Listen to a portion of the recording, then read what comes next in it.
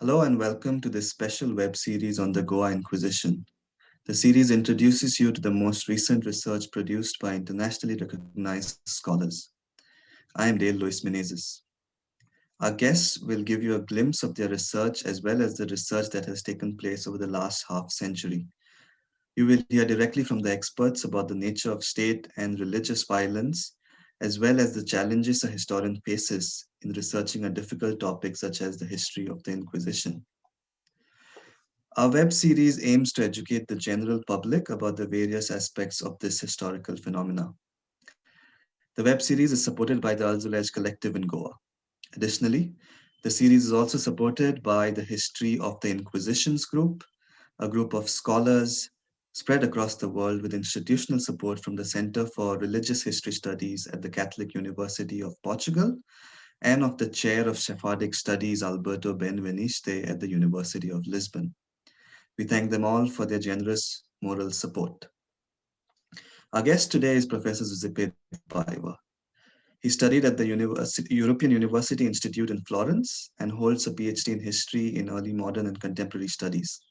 Currently, he is full professor of early modern history at the University of Coimbra and a researcher at the Center for the History of Society and Culture. Welcome, Professor Paiva. Thank you very much for the invitation. It's a pleasure to be here with you. Thank you. We'll get straight to the question. You're an expert and you've written several articles and books on the topic, and so we're going to discuss some of the writings that you have been doing recently, right? Um, and particularly your work deals with the foundation of the Goa Inquisition, and you write about it in a global framework that pertains not only to the institutional history of the Inquisition per se, but also to the politics of confessionalization in Portugal at the time. Could you tell us more about the purpose for which the Goa Inquisition was established? Well, uh, Goa was the first Holy Office tribunal to be created outside Europe. It happened in December 1560 with the arrival of two inquisitors from Portugal. They traveled to India with the same fleet as the first Archbishop of Goa, Gaspar de Leão, who, according to an order of the Inquisitor General, was also responsible for the process of establishing a new tribunal in Goa.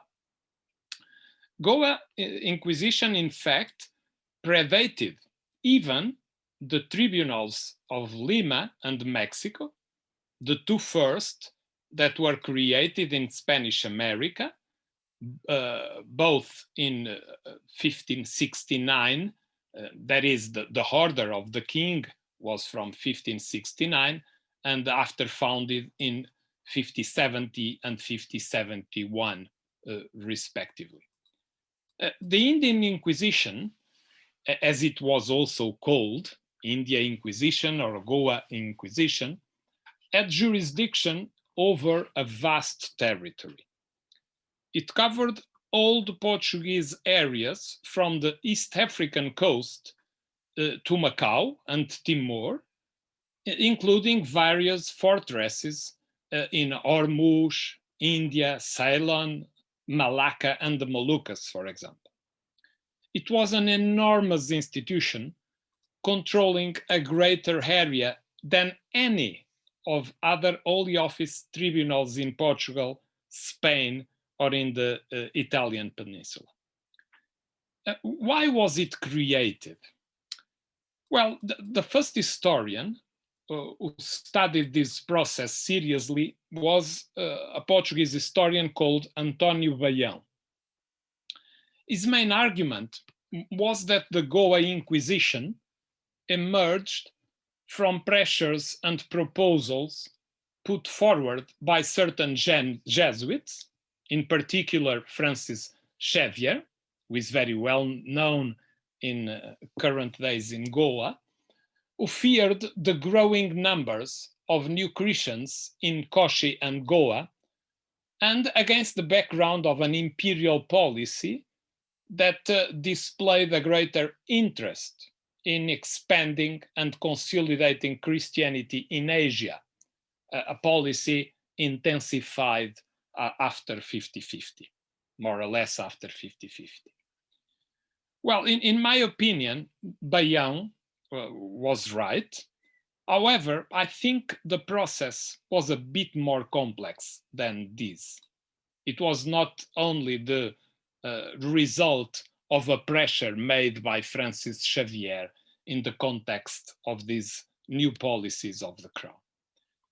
My point is that there was a cluster of causalities which created a dense network of convergent forces that favored the founding of an Inquisition in Asia in 1560. Some important steps in this direction were undertaken by another colleague of mine called Ana Cunha, with a book she published in 1995. There she underlined four very important aspects, in my opinion, together with the panic caused in Kochi in 50-57 that Baião referred or mentioned. And the first of her points was the growing fears that life in this region of the empire would be dominated by new Christian fugitives from Portugal, since they had became firmly established there in Asia and have managed to obtain key positions in the so-called Estado da Índia, the Indian state, at the expense of the whole Christian community. Second, Canas da Cunha argued, the crowns feared of alliances between the new Christians and the Ottoman Jews, who had set up commercial networks for trade in spices and precious stones against the interests of the Portuguese crown in the Indic. Third, the recognition that attempts at religious integration in Asia had not been very successful during the 30s and the 50s of the 16th century, making it necessary to adopt new policies to eradicate those who oppose Catholicism, which would in turn require, so to say, a more powerful coercive mechanism that is something similar to the Inquisition. And fourth and last, according to Ana Cunha, the fact that in Goa, the jurisdiction of the authority responsible for overseeing deviations from the faith was not clearly defined, and the proceedings involving matters of faith needed to be clarified and concentrated within a single institution that is, once again, something similar to the Holy Office. Well, still, I would argue that there are other important elements, including the emphasis on the role played by different agents that should be stressed. One of that agents was the Inquisitor General Dom Henrique, as he was called. He was a cardinal by this time and also a General Inquisitor, and later he would become King of Portugal also in 1578. The General Inquisitor was concerned with the incidents in Kochi in 50-57. He had also received many other reports, not only from Xavier, but also from the Bishop of Goa, Juan de Albuquerque, for instance, and other Jesuits widespread in different areas in Asia, concerning the presence not only of new Christians on that territories, but also of Lutherans, Muslims, and the so-called heresies of large numbers of new converts named in the Portuguese sources Christians of the land, cristãos da terra in Portuguese. So the creation of the Goa Inquisition was also a personal decision of the General Inquisitor, first in 5054, a order that failed due to the fact that the inquisitor that was sent to Goa died in the meanwhile, and then a second order that succeeded in 5060. Another important point, in my view, is linked to the imperialist dynamics of the Portuguese presence in Asia. We could say that until the 40s of the 16th century, a policy of pragmatic relative religious tolerance, a word that should be used with precaution in this context, but a policy of religious tolerance prevailed until the 40s. But afterwards, the Crown's imperial policy involved the combined efforts of the regular clergy and the episcopacy in attempt to transform Goa into a bastion of the Christianity in Asia. After the arrival of the first bishop of Goa in 1538, and especially after 1550s, new policies of militant conversion or religious imperialism were set up. The purpose was to impose a monolithic faith with no margin for doubts or uncertainties in what concerned the Christian religion. The creation of the Inquisition was also part of these policies and process. A third key strand, which in my view explains the creation of the Goa Inquisition, concerns the European Catholic world in the 50s and the 60s of the 16th century, a time when religious policies were consolidated and measures to combat any deviations from religious orthodoxy intensified. Both developments underpinned by the Peace of Augsburg in 1555 and during the Council of Trent, which ended in 1563 but started earlier, 18 years earlier in 1545. It was within this context, at a time when the Inquisition had already been established in Portugal, that the idea of creating a holy office in Goa took root. I remember that one of the targets of the Council of Trent was to remodel the faithful by the creation of mechanisms designed to discipline the soul, the body, and also discipline the society, as Paulo Prodi mentioned, all aspects evident in the work of the ecclesiastical and religious organizations present in Portuguese Asia and applied with growing intensity from 54-40 onwards. The Inquisition was also a piece of this strategy. Another matter to be considered is the way in which Christianity was disseminated in Asia. The policies adopted there to perform new conversions among Asians, usually baptized without religious instruction, provoked an increase in number of Christians in India, of course, but as they were poorly instructed, they became these forms of instruction became a potential source of errors and misunderstandings in Christianity.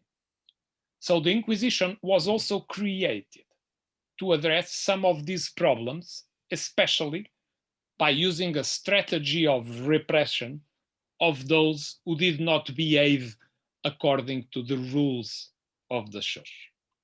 And finally, this is a long exposition, of course, there were lots of causes, and I am synthesizing.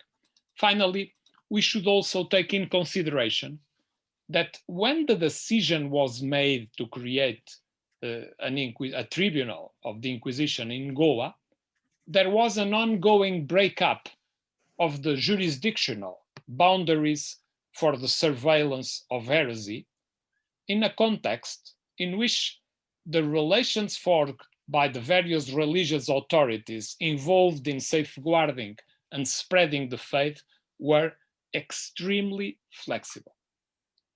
In fact, there were different examples. There are different examples of Jesuits, for example, arresting suspects of heresy, which was not their task, and handing them over to the episcopal justice authorities, for example. These situations were increasing in number and could undermine the unstable relations between the various bodies involved in these religious matters, occasionally also including the secular justice authorities. In 1560, for example, a Jesuit reported that in a small town close to Bombay, a wealthy Moor who had been caught by another Jesuit was imprisoned in the secular jail for proclaiming verses from the Quran, a case that, according to the Portuguese rules, should be only sentenced by an ecclesiastical authority.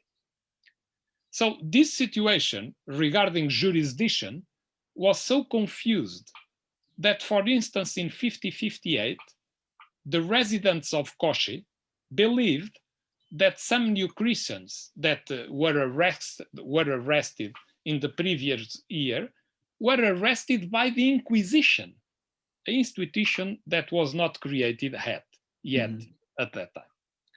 So the Goa Inquisition was therefore also founded to address the problem of the new pseudo-inquisitors being created in India quite every day.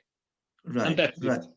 Yes, yes, and I think that that's such a rich rich array of causes that you have set out. But I think just to add to it, it seems that the imperatives of imperial rule and to govern society overseas and even in Asia over a very large area are the main causes that led to the foundation, right? Just to summarize, right? Yes, it is one of the great causes, but the impulse from the general inquisitor and also the necessity of clarifying the jurisdiction between different agents, ecclesiastical agents. You know, especially one should be aware of the fact that in the 60s you have different members of religious orders, especially at that time Franciscans and Jesuits operating in Asia, in different parts of Asia. You have the bishop and their agents, their vicars, and there was a kind of a confusion, and also secular agents pursuing cases of heresy. So it was a panorama of confusion, and the Inquisition served also to put order on this. Heresy is with the Inquisition. Yeah, yeah. And so it's a combination of state institution, religious institution, but also individuals, right? Powerful and agency individuals. And personal agency, of and course. all of them sort of, come together. And that's essentially the stuff of history, right? Thank you. Let's move on to the next question that I have for you. And it pertains to the uniqueness of the Goa Inquisition, and I think you alluded to it a little earlier when you said it was one of the earliest to be set up overseas Mhm. out of Europe. So, and this draws from the book that you co-authored with another scholar, Giuseppe Marcocci, titled Historia da Inquisição Portuguesa, or the History of the Portuguese Inquisition, which came out in 2013, which is one of the only books that have surveyed the Portuguese tribunal from its foundation till its abolition, right? About the whole 200 odd years of its existence. Um, that book reveals how much the Inquisition changed over time, right? And it's very important to consider the change over time, and also its unique features over the globe, across the globe. So could you tell us what are these unique features about the Goa Inquisition? Well, as you said, things changed in time. So to explain this in detail, we would need a long, long talk. And I already gave you a very long answer to the first question, and I don't want to do that again. So I will try to be a little bit more synthetical this term. Well, as conversion transformed some Asian native populations into new subjects of the Portuguese crown, the enormous range of cultures and religions in India and elsewhere represented a truly new and challenging world for the Holy Office in Asia. In Goa, the Holy Office repressed beliefs and customs considered heathen and idolatrous. This was one of his main characteristics. And it is very different from what happened in Portugal, of course. Initially was launched an attack on the so-called converted natives. Many of the first be sentenced by the Inquisition were of Hindu origin, accused of heathenism. Gentilidade was the Portuguese name used at the time. But persecution on the grounds of Islamism was also very common at the beginning. Afraid of the local impact, the Inquisition might have initially afraid of the local impact the Inquisition might have, initially the Inquisitor granted the Christians of the land even a 5-year exemption from confiscation of accepts, in addition to the privilege of avoiding formal absolution and abjuration at the end of the first trial they suffered. At the same time, the Inquisition transferred to Asia, especially in the 16th century, the battle against new Christians, a battle that was being played, so to say, in Portugal, and that was also transferred to Asia. But in opposition to what happened in Portugal, where in general the Holy Office only condemned persons who had been baptized and becoming Christians because they were baptized, in Asia they faced a new problem.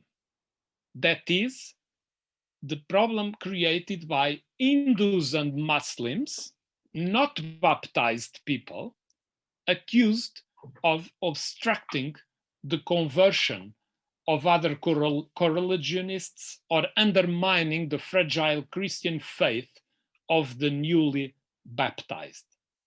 So in Goa, and this is a specificity of the Goan tribunal, even Muslims and Hindus were put on trial.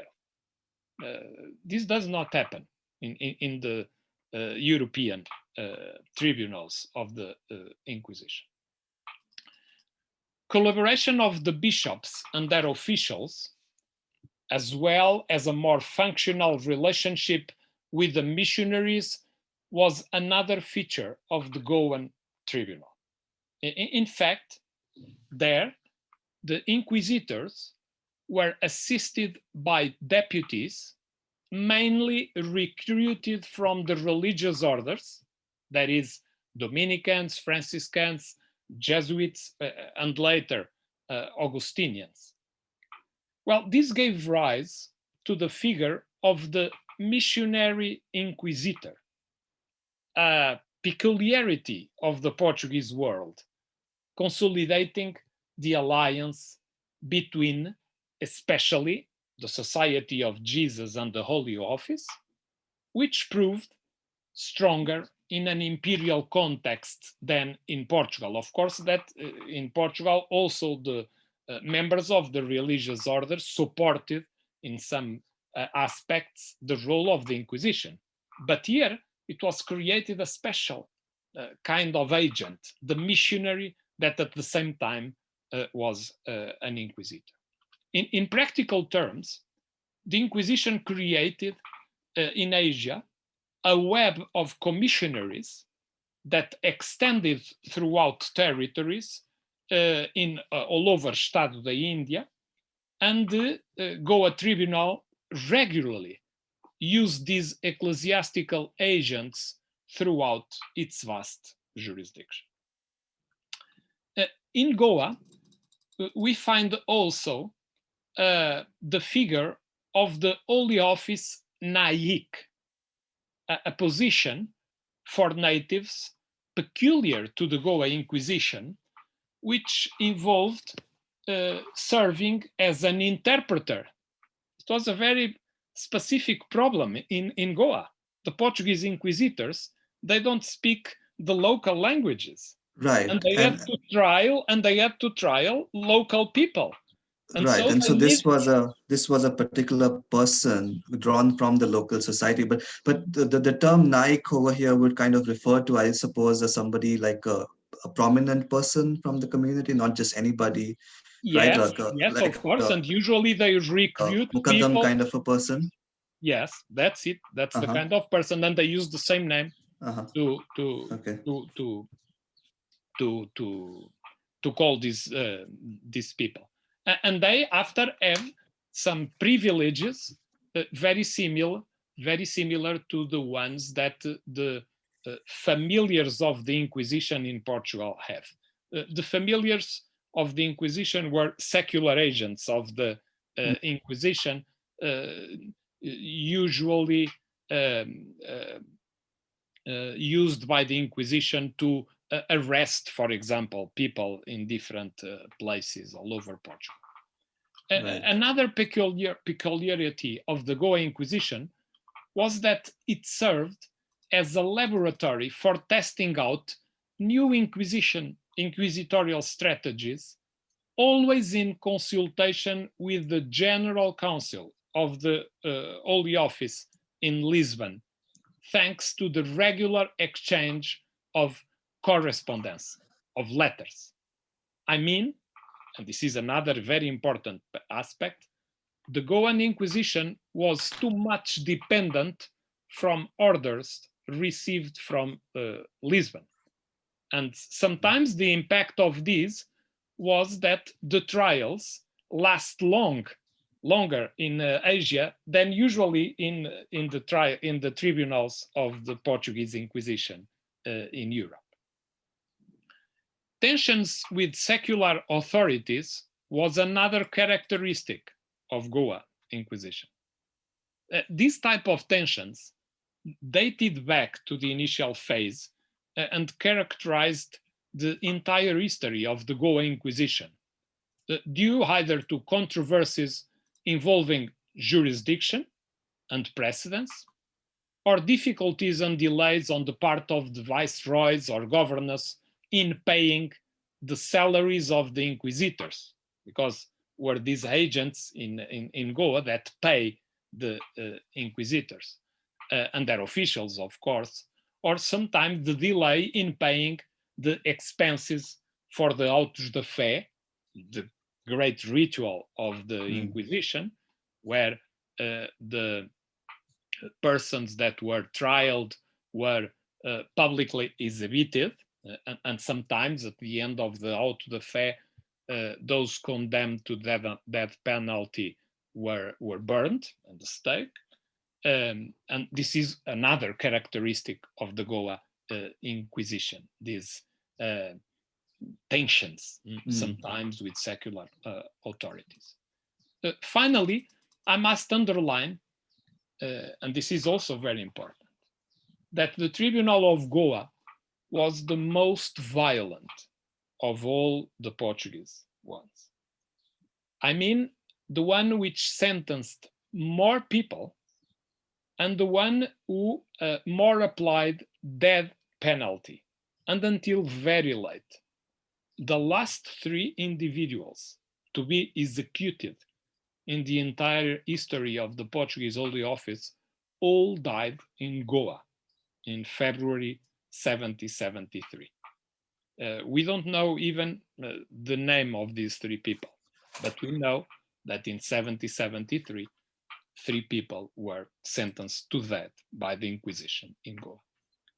This harshness was also fueled by Charles Delaune, a French physician arrested in Daman and condemned in Goa in 1677. His book, titled The History of the Inquisition, as it is exercised in Goa, was first published in Leiden in 1687 and contributed most towards blackening the name of the Inquisition and would make it an issue widely debated by learned men throughout 18th century Europe. So it is very interesting that this book that was the beginning of the creation of a black legend of the Portuguese Inquisition was written by someone who was arrested and trialed in the Goa Inquisition. Right. And so, yeah, so I think you have like again laid down a rich array of features that are unique to the Goa Inquisition. My next question deals with social discipline, right? And then we talk about the bishops and the figure of the missionary inquisitor, and also the figure of the Naik, right? And and of course these are persons who are involved in the control in the running of the institution, like the everyday institution, right, everyday business of the Inquisition. So my next question is in relation to one of your books, Baluartes da Fé, the Disciplina, or Bastions of Faith and Discipline, right, if you translate it in English, and it came out in 2011. And you talk about how these various sections of the bishops, the clergy, and the inquisitors, work together in creating the social control or the social discipline, as you talk about it. Could you talk a little bit more about how this mechanism worked of social control? Like maybe we could start with what do you mean by social control and social discipline, and then move on to how it worked. Well, basically, I mean the control of the society, not only of the beliefs of people in religious matters, but also from in the perspective of their daily behavior, especially their moral behavior. And this is, in fact, another key question: the cooperation between bishops, the clergy, especially the regular clergy, and the Inquisition, which was crucial in order to impose social discipline and strengthen church power, and simultaneously the disciplining of population under Portuguese secular rule. Well, first I would say that we need some more research in order to give specific details about this cooperation between bishops and the Inquisition in different parts of Asia.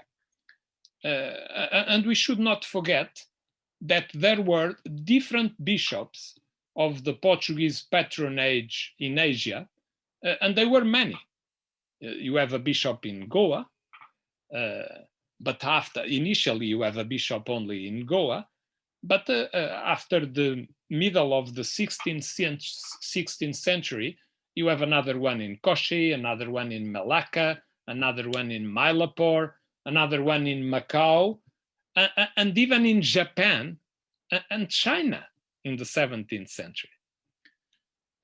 Moreover, due to the lack of sources, we have some difficulties in knowing exactly the specific performance of some of these bishops in different moments all over early modern period.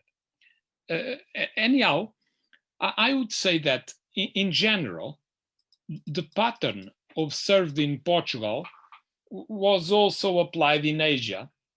And as I said, probably with more intensity due to the huge extension of the area that the Goa Inquisition had to cover. I mean, in Goa, the inquisitors need more the support and the help of bishops than in Portugal. And in fact, bishops and their officials execute orders in different areas sent by the tribunal that was centralized in Goa. They arrested prisoners, for instance, in the name of the Inquisitions.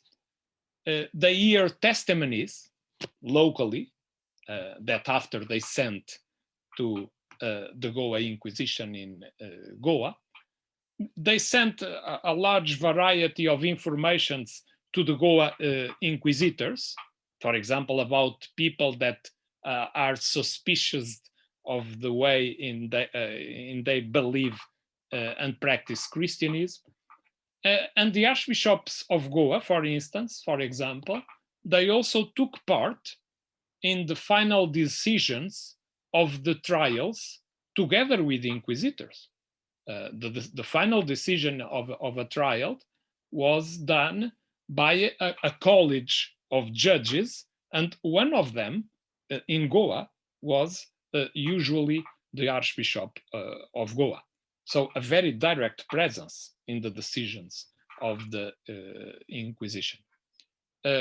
So in general terms, I would say that this type of cooperation was very important, and definitely without the help of the local bishops, the Inquisition task would have been much more limited in Asia than it really was. Right, and I take your point about more research needed. And would that point also apply to, say, the figure of the Naik, right? Do we need to know more about this person? Are there sources to do it? Is it possible to know more about Well, how? one of the big problem is that, and I will say a little bit more about this probably if we talk about the end of the Inquisition. The big problem is that the most part of the trials that were sentenced in Goa were burned when the Inquisition was abolished. So we lost the most part of the information regarding the more or less 13,000 trials that the Inquisition of Goa sentenced. And so we lack, in fact, some information to know better about some agents or some officials like the Naik, for example. Okay, okay, It will be not very easy to know more about right, them right. based on inquisitorial sources. Maybe Presumably something else, like we need to something find else. some other sources, right, Yeah, right, yeah. local sources, some of them maybe not in Portuguese. In That, Marathi or yes, in Konkani, Marathi or yeah. other language that could tell us more about Right, right. that. Okay. Yeah. I want to shift our focus to the 18th century now, and this is towards the end of the end of the inquisitorial period. And you along with your co-author write in the Historia da Inquisição Portuguesa about the asphyxiation of Goa, which is a period you portray as especially severe, right? And over here, I want to just return to your earlier point about about the harshness and the violence of the tribunal in Asia or in Goa. Um, why do you characterize it as asphyxiation, right? Could you elaborate on what you mean by that and give us a sense of what this asphyxiation was Yes, like? yeah, it is true what you have said. Giuseppe Marcocci and I, we use the expression asphyxiation of Goa to characterize the situation of the institution during the last decade of the 18th century and the beginning of the 19th century. During that period, the Goa inquisitors still sought to demonstrate their dedication to executing orders from the Inquisitor General and the Governor of India. And they accepted, according to their own words, as obedient and faithful servants, the decision to allow Hindus and Muslim freedom of worship in Daman. So they received the order to allow freedom of worship to Hindus in Daman. For the public good of the state of India, as they say, and also to some extent for the preservation and the spiritual interests of religion and the church. Why this? Because in 1801, a letter sent from Portugal ordered that the public celebration of banquets, dances, ablutions, and other Hindu rituals should be still banned in Portuguese territories in Asia, but that requests from Naiks to accompany the baths when they enter the Estado de India should be granted. The words of the Portuguese authorities in the metropole reflect an underlying desire to contain from a distance and with the usual restrictions which this implied, the potential excesses of the Inquisition in Asia. Portuguese authorities, therefore, patiently explained that the term dogmatist, and they explained this to the inquisitors, the term dogmatists could not be applied to converts who encourage, spread, and teach others how to pray to idols, since being poor, ignorant, they are only encouraging and teaching what they have heard and seen from others, and therefore lacked the refinement, it's the word they use, they lack the refinement and scholarship which characterizes heretics and dogmatists. So the conclusion was obvious. It was acceptable to combat heathenism, but moderation was necessary to avoid making the Catholic religion odious in Asia. But instead, it should be looked as friendly to heathens, gently drawing them to it and encouraging them to embrace the Catholic religion. Well, according to this, in a certain way, we could say that the Goa Inquisition was losing enemies to pursue. So that's why we think that the Goa Inquisition was under a process of asphyxiation that would lead to his end some years later. Moreover, the pressure of secular authorities intensified.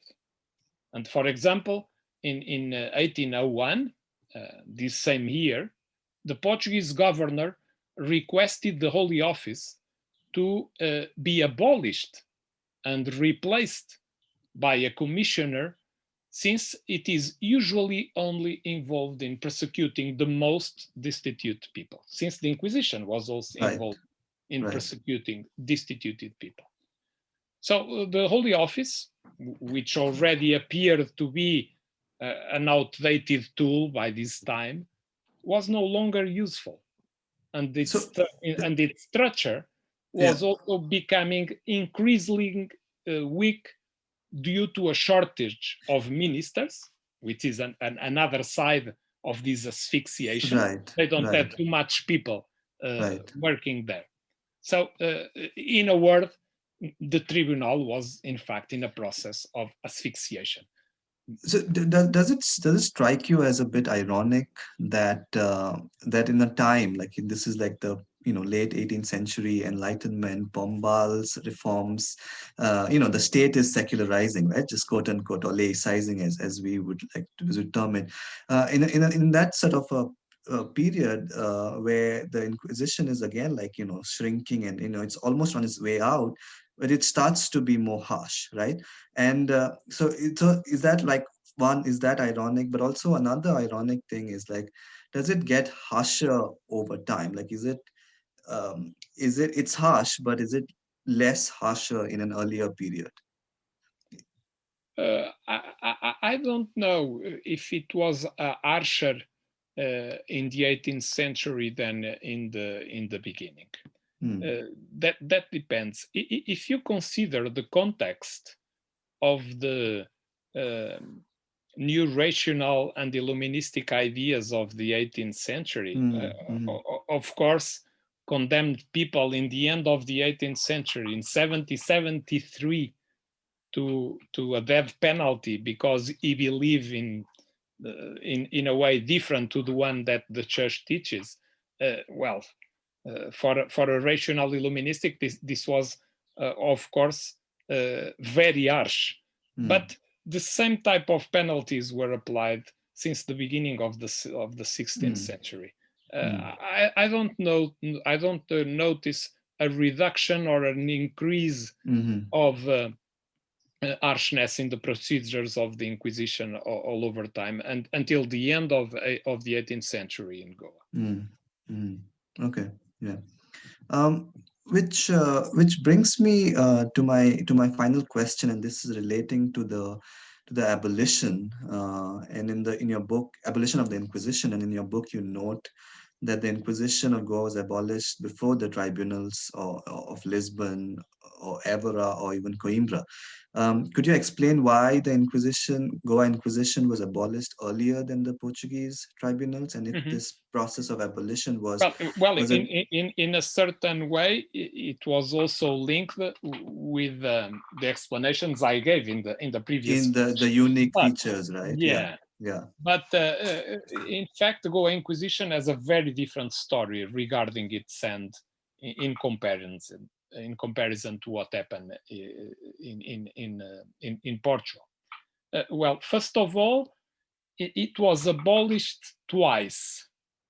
And this was unique. It was abolished first on 1774. And this was a decision of the Inquisitor General, justified in first place by the loss of almost all the Portuguese dominions in Asia, then reduced to the island of Goa and its provinces. Well, after the conquers of the Dutch and of the other. Oh no, I'm forgetting the name of the empire that in the 18th century conquered also lots of places to the Portuguese. Well, but basically in the late 18th century, the presence of the Portuguese in Asia was too much reduced, and the General Inquisitor compared Goa with other regions which were clearly far more central to the crown's plans for the empire. For example, Brazil. And he said that in Bahia and Rio de Janeiro in Brazil, which have huge territories, they only have commissionaries to act for the Inquisition. They don't have a trial there. So, in the words of the Inquisitor General, it would be inconsistent and disproportionate, were the words that he used, in the present circumstances to maintain a tribunal in Goa for such limited area mainly inhabited by heathens, infidels, and those who do not belong to the church. And the Crown approved the decision, approved the proposal for replacing the tribunal in Goa with a network of commissionaries, as is being done in the captaincies of Brazil. Well, at the same time, the Marquis of Pombal, which was the most powerful minister of the king at that time, sent an official letter to the governor in India and Captain General, informing him of the order to abolish Goa Inquisition and explaining and describing the inquisitors as, and I quote, people not accustomed to obedience, but rather to finding pretexts to evade orders from Portugal. That is, for the Marquis of Pombal, this was intolerable, and he advised the governor to warn the inquisitors that in the unlikely event that they showed any resistance, they should be treated as rebels and they should be arrested. So in 1774, due to these ideas, the Inquisition was closed. But 4 years later, it was restored due to the political changes in Portugal. In 1777, the king died. The Marquis of Pombal was put aside from power, and the new governor, the new ruler, the Queen Dona Maria, decided for the restoration of the Inquisition. So it was restored, and it functioned again until 1812, when another order, this time from the king, determined its definitive end. We should be aware that the Portuguese Inquisition was only suppressed, or was suppressed quite 10 years later, in 1821, after the Liberal Revolution. So the end of the Goan Inquisition preceded the Portuguese one in quite 10 years.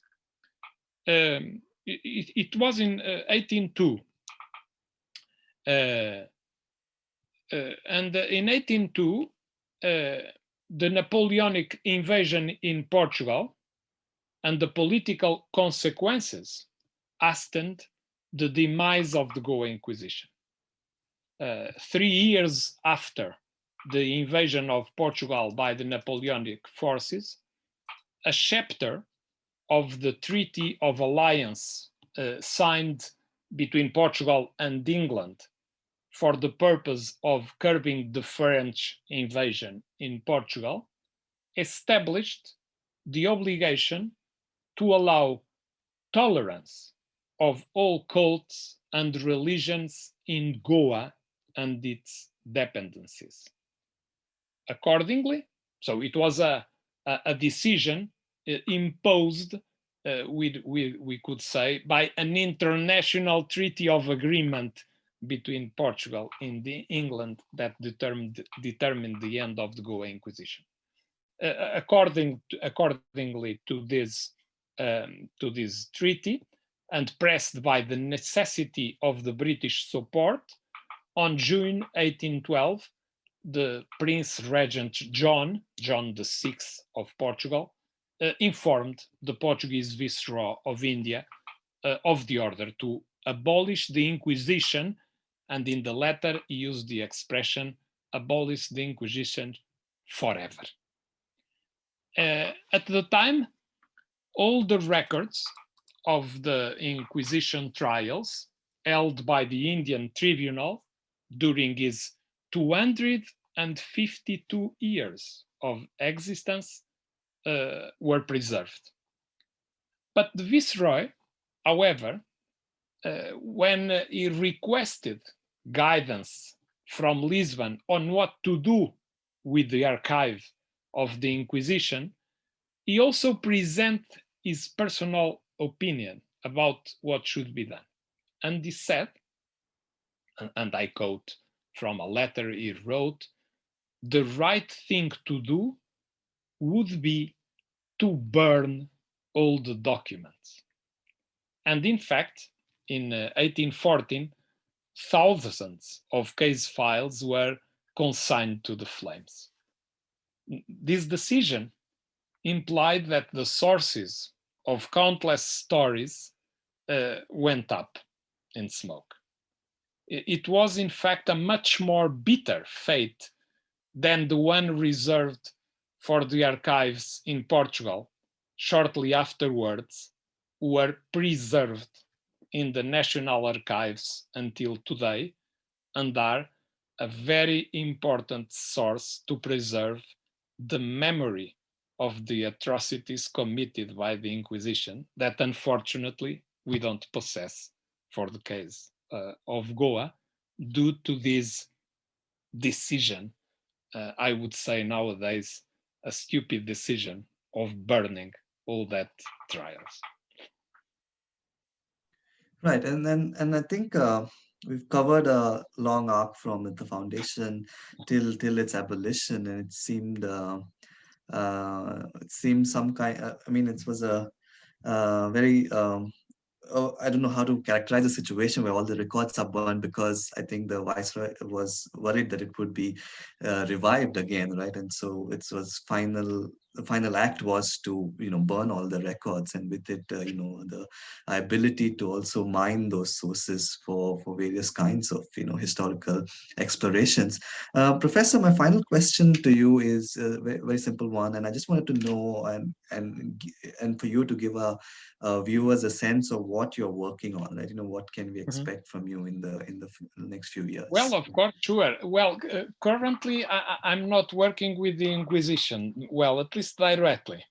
I am the PI of a research project titled Religion, Ecclesiastical Administration and Justice in the Portuguese Seaborne Empire, 1514, 1750. The goal of this project is to understand how the bishops and its network of agents, as well as administrative and judicial structures, were formed, operated, and contributed to the process of shaping Christianity in the Portuguese Empire. So I would say that together with this, we have four purposes. First, reconstructing and understanding the activities of the overseas episcopate in the evangelization process, a field in which the historiography has been monopolized by the actions of the regular clergy, the missionaries. And I think we must also look at the role of the episcopal structures in this process, which are not very well known. Second, understanding from the perspectives of comparative history and connected history how bishops, following the model of the kingdom's dioceses, operated in areas as diverse as the Atlantic Islands, Brazil, Africa, and Asia. So this comparative perspective is also part of the project. Third, determining the bishop's role in the process of confessionalization and assertion of royal authority in the empire. In a certain way, also the question of social disciplining and social control in the empire performed by the episcopal structures. And fourth, assessing how bishops and secular clergy interacted with populations and other agents responsible for the dissemination of Catholic orthodoxy, namely the Inquisition and the regular clergy. So this relation that we talk about, it's also in the core of the project. Well, in this project, I coordinate a net of 16 scholars from Portugal, Brazil, Cape Verde, and Italy. And I hope that in the summer of 2022, that is next year, we have ready a book with all the main conclusions of this process that started 3 years ago, more or less.